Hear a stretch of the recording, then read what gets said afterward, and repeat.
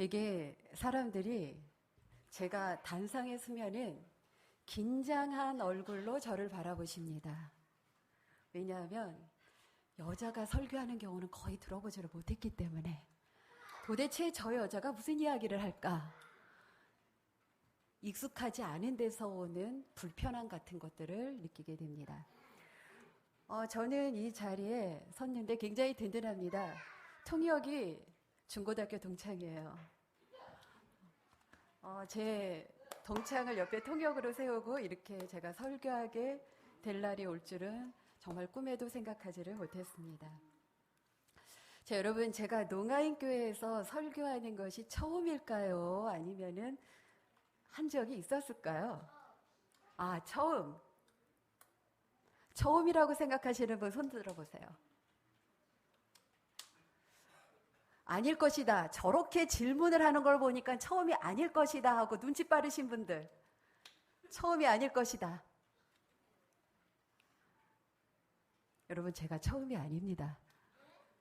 네, 처음이 아니에요. 우리 앞에 있는 우리 친구가 태어나기 전에 제가 올해 목회 25년 차인데 제가 목회 나와서 그해 겨울 사경회를 당시 서울중앙교회에 있었던 농아인교회에서 제가 사경회했습니다.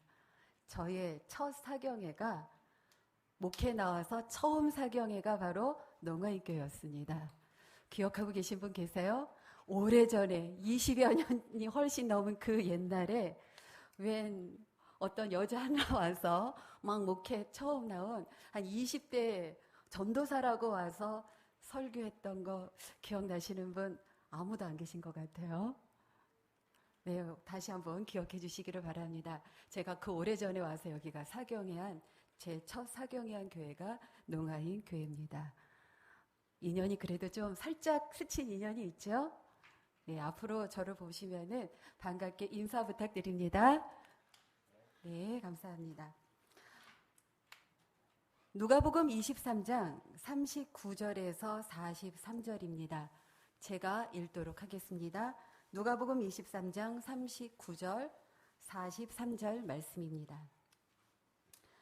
달린 행악자 중 하나는 비방하여 가로되 내가 그리스도가 아니냐 너와 우리를 구원하라 하되 하나는 그 사람을 꾸짖어 가로되 내가 동일한 정죄를 받고서도 하나님을 두려워 아니하느냐 우리는 우리의 행한 일에 상당한 보응을 받는 것이니 이에 당연하거니와 이 사람의 행한 것은 옳지 않은 것이 없느니라 하고 가로되 예수여 당신의 나라에 임하실 때에 나를 생각하소서 하니 예수께서 이르시되 내가 진실로 내게 이르노니 오늘 내가 나와 함께 낙원에 있으리라 하시니라. 아멘.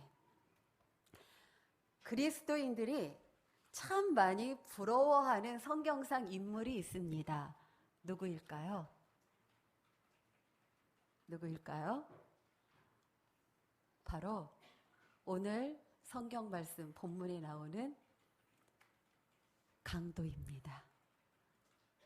여러분, 왜 부러워할까요? 이 사람을 부러워합니다. 저는 부러워하는 이유가 그가 받은 구원의 확실성 때문에 부러워하는 것이다 라고 생각하고 싶습니다. 그러나 사실 그 이유 때문도 있지만은 인생 막판에 극적인 회심으로 떠나는 마지막 기차의 마지막 칸에 뛰어 올라탄 사람 같은 이 강도를 부러워하는 마음이 그리스도인들에게 있습니다. 죽어갈 때에 누구 찾고요? 바로 옆에 예수님 있어요. 예수님, 나 좀 구원해 달라고.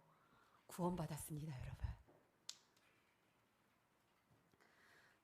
그러나 우리는 회심한 강도를 보면서 회개할 수 있을 때 회개해야 함을 배울 수가 있습니다.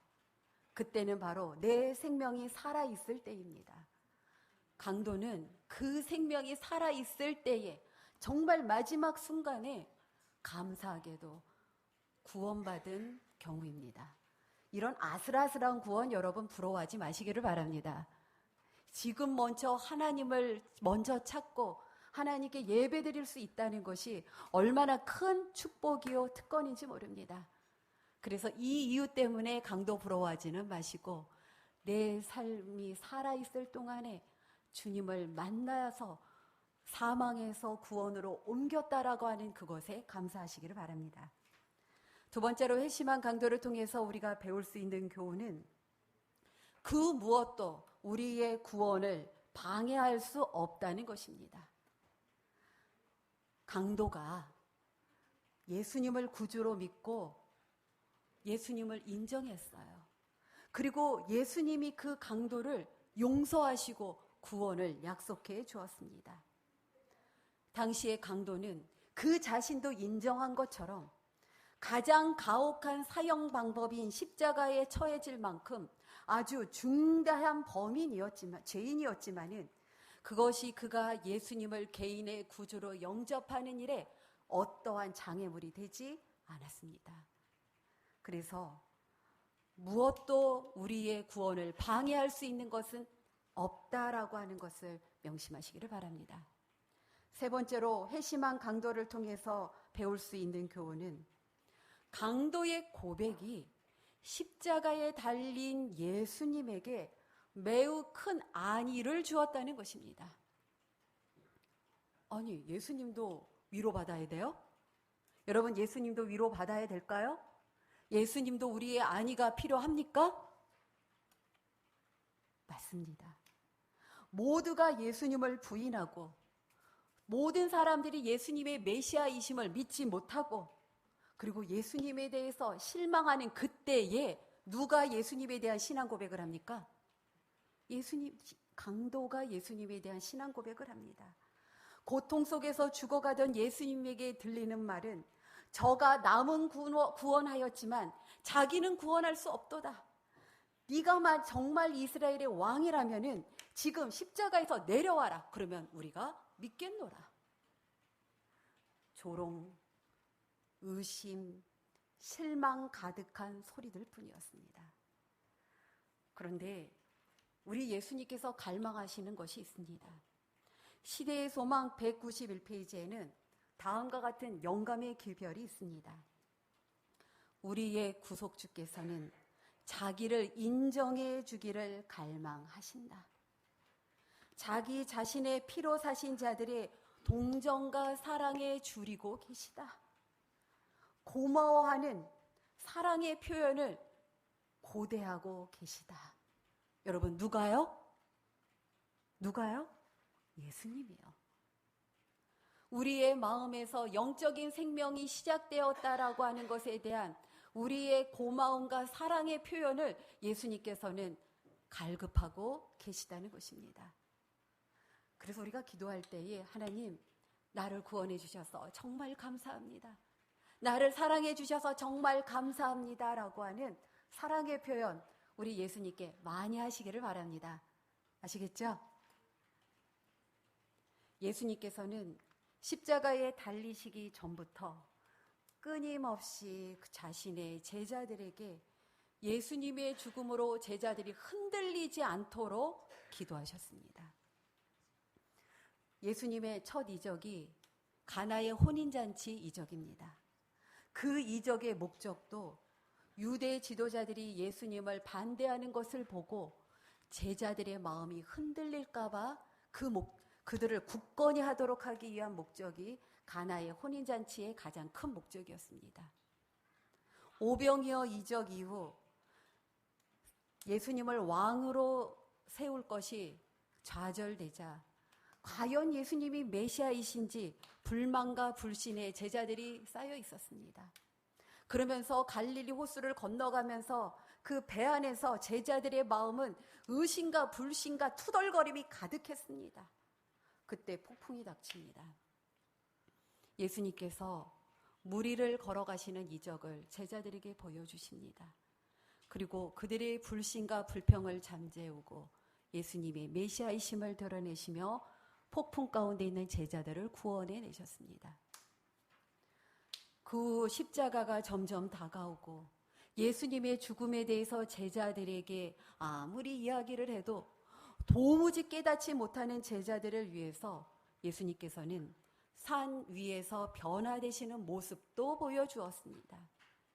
예수님이 변화되는 모습을 보고 제자들이 예수님의 메시아이심을 의심하지 말고 심지어 그분의 치욕적인 십자가 죽음도 이것이 구속의 경륜이구나라고 하는 그러한 이해를 확실하게 하도록 하기 위해서 제자들이 그래서 위로받고 굳건한 믿음을 가지도록 하기 위해서 산에서 변화하는 모습도 보여주었습니다. 그러나 안타깝게도 그토록 제자들을 위해서 애를 쓰셨건만 예수님의 죽음을 미리 알리고 확신을 시켜주기 위해서 영광된 모습도 보여주셨지만은 그리고 십자가의 겟세마네 동산에서부터 십자가에 달리신 그 순간까지도 예수님께서 제자들을 위해서 간구하셨지만은 위로와 동정이 절실한 그 순간에 아무도 그분이 아무런 어떤 힘을 얻을 수 있는 말을 듣지 못했을 때에 예수님의 귀에 전혀 다른 한 소리가 들려오는데 그것은 회개한 강도의 음성이었습니다. 함께 십자가에 달린 강도가 자신과 같이 십자가에 달린 예수님을 그것도 채찍에 맞아서 온몸이 피투성이가 되고 가시관에 찔려서 흘러내리는 피로 만신창이가 되신 그 예수님에게 무기력하게 그 두 손마저 십자가에 못 박히신 그 예수님에게 내가 메시아면은 십자가에서 내려오라고 하는 조롱받고 있는 그 예수님에게 자신마저도 구원받지 못할 것처럼 보이는 예수님에게 강도는 자신의 구원을 간청합니다. 모든 사람이 예수님을 부정하고 의심할 때 강도는 예수님을 구주로 인정합니다. 여러분, 십자가상의 강도를 운 좋게 죽음의 순간에 예수님 곁에 있었던 덕분에 몇 마디 말로 구원받은 행운의 사람으로 여기지 마시기 바랍니다. 사단은 겟세마네에서 예수님을 뒤흔들려 할 때에 그분의 희생에도 불구하고 감사할 줄 모르는 제 많은 사람들의 모습을 예수님에게 보여주었어요. 봐라, 네가 구원하려고 하는 사람들이 네 구원에, 네 희생에 감사할 줄 아느냐? 강도의 고백이 있기 전까지는 사단의 주장이 사실로 보였습니다. 아무도 믿지 않을 때 예수님을 믿은 강도의 믿음과 사랑의 말은 예수님께서 간절한 마음으로 그분의 제자들에게 그토록 듣기를 바라고 귀를 기울였지만은 듣지 못했던 말이었습니다. 죽음의 순간에 예수님께서 유일하게 들은 믿음의 신앙 고백이었습니다. 이것이 얼마나 귀하고 가치 있는 신앙 고백인지 모릅니다. 예수님이 얼마나 고맙게 여긴 말인지 모릅니다. 죄악의 사슬에 얽매여서 깊은 죄 가운데 빠져들어갔던 강도는 자신의 흉악한 죄를 깨달았습니다. 이렇게 생이 맞춰지면 그에겐 정말 두려운 미래만이 남았다는 것을 그는 깨닫습니다. 그리고 자신의 믿음을 예수님께 고백합니다. 강도의 소원을 예수님께서 들어주십니다. 예수께서 이르시되 내가 진실로 내게 이르노니 오늘 내가 나와 함께 낙원에 있으리라.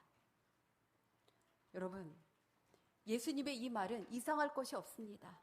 그런 죄인들을 구원하시려고, 강도 같은 죄인들을 구원하시려고 예수님께서 지금 십자가에 달리신 것이니까요. 그런데 구원을 약속하신 예수님의 말씀이 문제가 되는 게 있습니다. 여러분이 성경 말씀을 읽으셨지만은 예수께서 이르시되 내가 진실로 내게 이르노니 오늘 내가 나와 함께 낙원에 있으리라. 여러분, 이 말씀으로 사람이 죽으면 즉시로 천당이나 지옥에 간다고 생각하는, 여러분 이걸 뭐라 그래요? 영혼 불멸이라 그래요.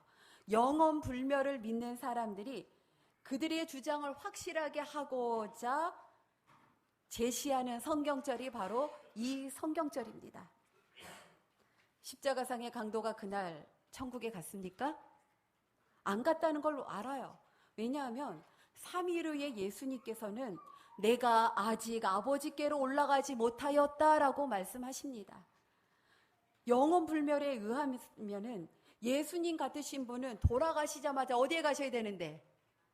하늘에 가셔야 돼서 천국에 가서 하나님을, 아버지 하나님을 만났을 터인데 예수님은 가지 않으셨다고 그래요. 예수님이 약속하는 그날에 낙원에 가지 않았으므로 오늘이란 말이 그날에 낙원에 갈 것이 아니라는 말의 의미는 분명합니다. 원래 헬라어는 구두점이 없고 단어의 순서 역시 문장 어디서나 둬도 언어 해석이 다 되는 언어가 바로 헬라어예요.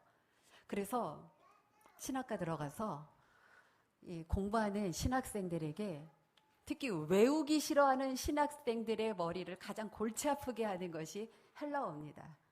왜냐하면 단어 동사 하나가 여러분 변화형이 몇 가지나 되시는지 알아요? 동사 하나 변화형이 100가지가 넘습니다, 여러분. 덕분에 어디에다 놔도 다 제 짝 찾아갑니다. 이게요, 동사가요, 현재, 미래, 과거, 과거 완료, 또 하여튼 미래 완료, 또 완료형도 여러 가지, 과거형도 여러 가지가 있고요. 또 여기가 여러분 그 명사 같은 경우도 우리나라에는 그런 게 없지만은 그 유럽 언어들 보면은 남성 명사, 여성 명사 이래요. 헬라어는 중성 명사까지 있어요. 그리고 영어 배울 때에 우리 능동태, 수동태 배우죠. 중간태까지 있어요. 그러니 동사 하나가 이렇게 있으면은 이것이 단수, 복수냐, 그리고 또 1인칭, 2인칭, 3인칭이냐, 그리고 명사면은 이게 주격이냐, 소유격이냐, 혹격이냐, 목적격이냐, 그거에 따라서 다 변화하고, 이것이 또 과거분사냐, 과거냐, 이거에 따라서 또 다 변하고 하니까는 한번 세보니까 한 120에서 130 정도로 변화형이 돼버려요. 그러다 보니까 어디 흩어져 놔도 같은 시제끼리, 같은 형끼리 다 모아놓으면은 문장이 됩니다. 근데 문제는 이거예요. 오늘 이 단어, 여러분 미래를 아시는 예수님께서 분명히 이 말씀이 논란거리가 될 줄 아시면서 죽으면 즉각 천국에 간다는 영혼 불멸설을 주장하는 근거로 사용될 것임을 예수님이 모르셨을까요? 우리 예수님이 그것도 미리 생각하지 못하고 이 말씀을 하셨을까요? 왜 하나님께서는, 예수님께서는 오늘이라는 단어를 사용하시면서 강도에게 구원을 약속하셨을까요? 이 문장을 보면은 굳이 오늘이라는 단어를 사용하지 않아도 전혀 문제가 되지 않습니다. 내가 네게 말하노니 네가 나와 낙원에 있을 것이다. 문장 어색합니까? 주여 나를 기억해 주십시오 라고 하니까 네가 나와 낙원에 있을 것이다.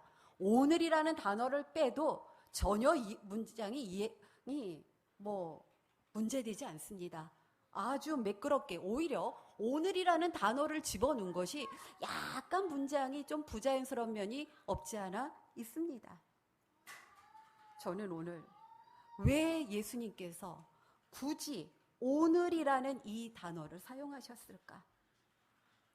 여러분, 예수님께서 말씀하신 오늘 어떤 날입니까? 어떤 날입니까? 이 날은 모두가 굴욕의 날이요, 예수님은 실패했다라고 여기는 그날이었습니다.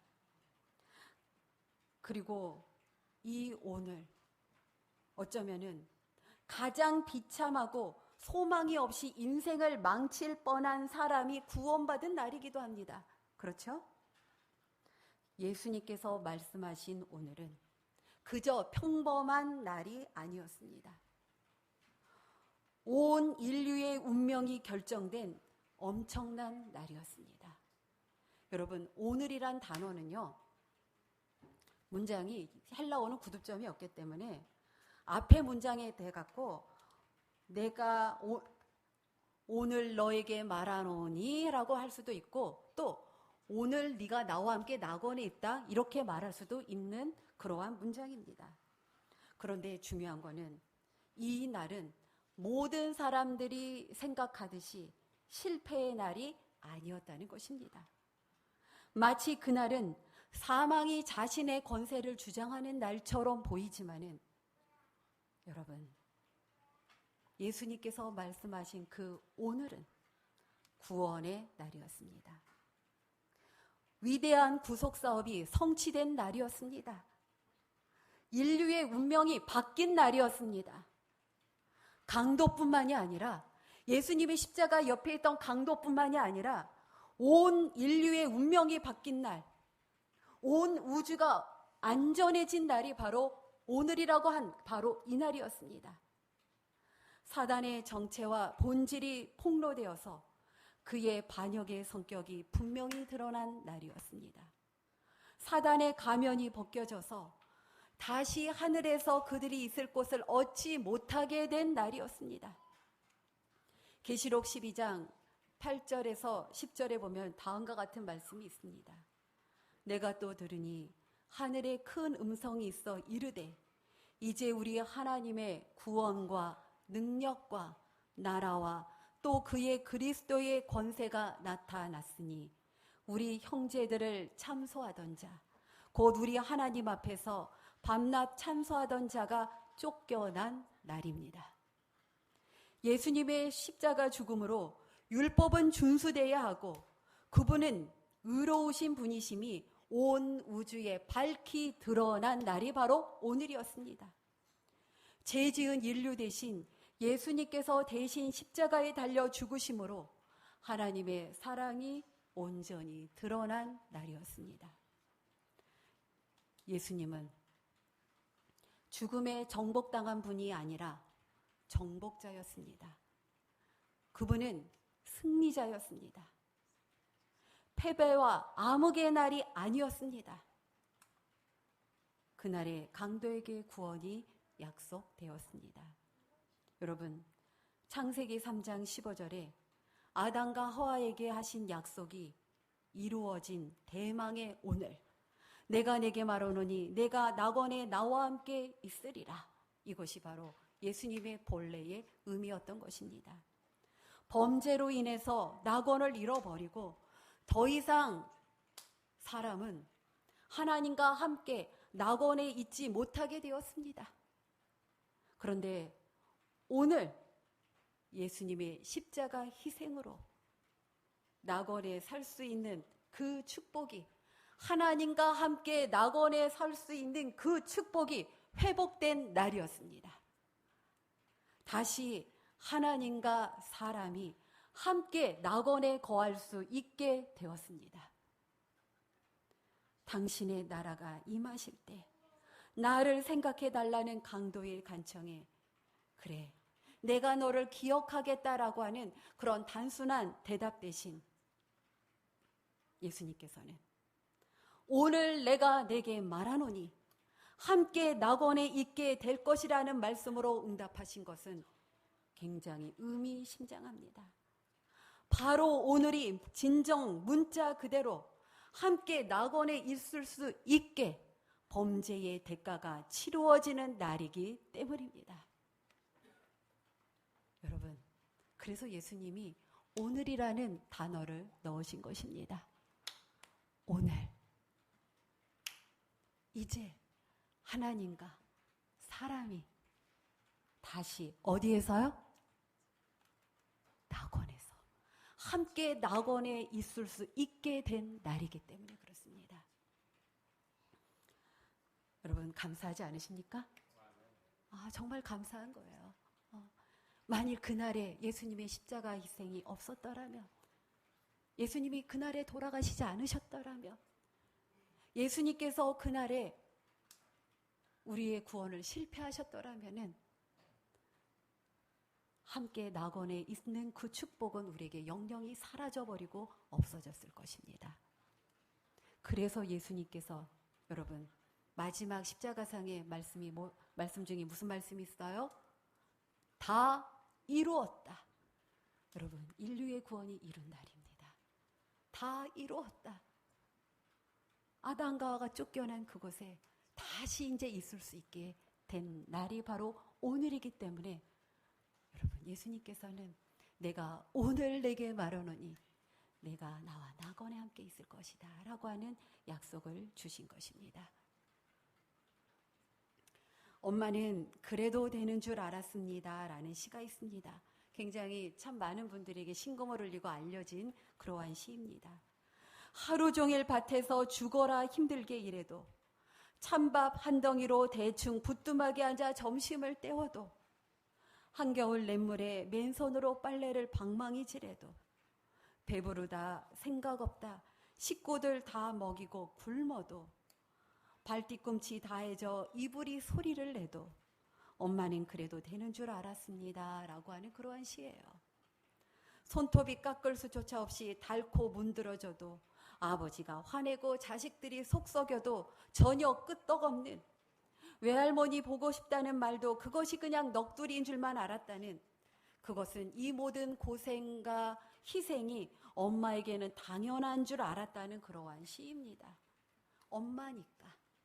엄마니까 힘든 일 당연히 하고 엄마니까 희생 당연한 것이고 엄마니까 자식들에게 베푸는 거 당연한 것이고 그러나 여러분 이 시는 엄마이기에 이것은 당연한 것이 아니었다라는 그러한 의미입니다. 여러분 예수님 하면 떠오르는 게 뭡니까? 십자가입니다.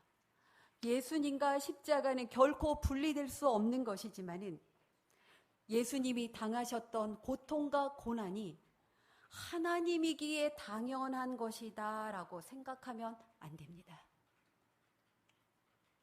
내 아버지여, 만일 내가 마시지 않고는 이 잔이 내게서 지나갈 수 없거든 아버지의 원대로 되기를 원하나이다 라는 그 예수님의 기도는 예수님이기에 당연한 말이 결코 아닙니다.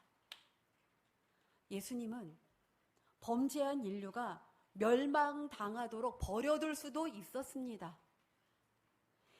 예수님의 이 기도 이전에 내 아버지여 만일 하실만 하시거든 이 잔을 내게서 지나가게 하시옵소서라고 하는 그 예수님의 고통 속에서 피땀 흘리시며 하신 그 예수님의 기도를 우리는 기억해야 될 것입니다.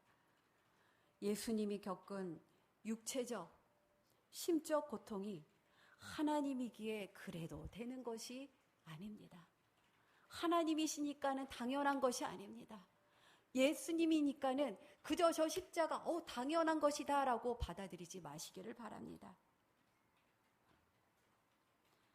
예수님이 무섭고 무거운 죄의 무게로 고통당해도 가장 중요한 자리를 차지하고 있던 제자가 예수님을 배반해도 가장 열심히 따르던 제자가 예수님을 부인해도 깊은 고민과 고통 중에 예수님이 피땀 흘려 기도하며 제자들의 동정과 위로의 말을 듣기를 갈망했지만은 듣지 못해도 하나님이기에 괜찮은 줄 알았습니다.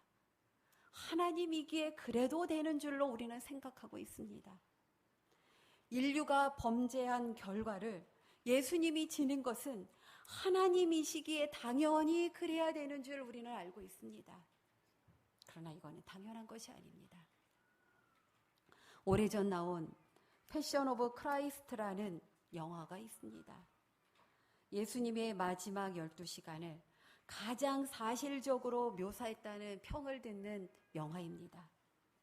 예수님께서 십자가에 달리시기 전까지 채찍을 맞으시는 모습, 온갖 수모와 고통을 당하는 모습들이 그 장면들이 나오는데 정말 그 잔인함과 처참함, 피와 살이 터지는 모습들이 사실적인 묘사로 그대로 너무나 적나라하게 나와서 정말 눈 뜨고 못 보고 눈물 없이 못 보는 영화입니다.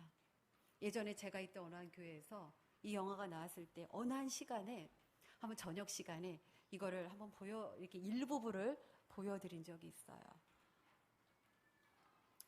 보시고 나오는 집사님들의 눈이 다 벌겋게 얼마나 눈물을 쏟았는지 눈이 다 벌개져서 예배당을 나섰습니다. 예수님이 거친 취급을 받으며 이리저리 끌려다녀도, 채찍에 맞아 온몸의 살이 찢기고 쓰러져도, 뼈와 살이 뒤틀리는 고통을 당해도 인류를 구원할 사명을 짊어진 예수님은 그래도 되는 줄 알았습니다. 인류를 구원할 과정이기에 예수님은 당연히 그래도 되는 줄 알았습니다. 십자가의 강도에게 구원을 약속하는 그 음성 한마디 한마디, 그 한마디 한마디를 할 때마다 그에게 구원의 약속을 주기 위해서 예수님께서 말 한마디 할 때에 그 말을 하기 위해서 온몸을 관통하는 극심한 고통을 참으면서 가쁜 숨 속에서 힘겹게 바래진 구원의 약속이었음을 우리는 생각지 못하고 있습니다. 십자가상에 달리면은 말 한마디 하는 게 쉬운 것이 아닙니다. 한마디 할 때마다 극심한 고통을 예수님께서는 겪으시면서 이 한마디를 해야 되는 겁니다. 편안하게 그저 여기 못 있으니까 이러고 있으면서 그래 내가 너를 구원해 주겠다 편하게 한 말이 아닙니다. 나중에 혹시 집에 가셔서요 벽에서 한번 두 손을 이렇게 하고 있어 보세요. 그러면서 말 한마디 한번 해보세요. 평지에서 이렇게 되고서 한마디 할 때도 이거 쉽지 않습니다, 여러분. 온몸이 뒤틀리는 고통을 하면서 한마디 음성을 하기 위해서는 굉장한 고통 속에서 이 말씀을 하셔야 됩니다. 하지만 주님께서는 그를 위해서, 강도를 위해서 이 말씀을 하셨습니다. 강도가 부러우신가요? 동일한 축복과 구원이 우리에게 약속되어 있습니다. 예수님을 사랑하는 사람에겐 더 일찍, 더 많은 시간을 주의 포도원에서 예수님과 함께 보낸다는 굉장한 축복이 주어진 것입니다. 여러분, 사랑은 혼자 하는 것이 아닙니다. 혼자 하는 사랑을 무슨 사랑이라 그래요? 짝사랑이라고 합니다. 그 짝사랑하는 줄을 엄연히 알면서도 받아두지 않을 때에 그 상대방은 그냥 외사랑하고 있는 거예요. 짝사랑하고 있는 것입니다. 여러분, 사랑은 결코 혼자 하는 것이 아니라는 것처럼 예수님은 사랑이라고 하셨습니다. 하나님은 사랑이십니다. 우리를 향해서 우리 하나님이 짝사랑 그만하게 하시기를 바랍니다. 우리도 어떻게 해야 돼요? 받은 사랑, 예수님께 받은 사랑 돌려드리기 바랍니다. 주고 받는 사랑 하시기를 바랍니다. 한쪽만 사랑하면 그 사랑은 정말 비참하고 힘듭니다. 혹시 짝사랑을 경험해 보신 분들, 여러분, 예수님께는 그 짝사랑 돌려드리지 마시기 바랍니다. 함께 주고받는 사랑을 우리 하나님과 하시기를 바랍니다. 여러분, 강도는 예수님에게 큰 위안과 축복을 주었습니다.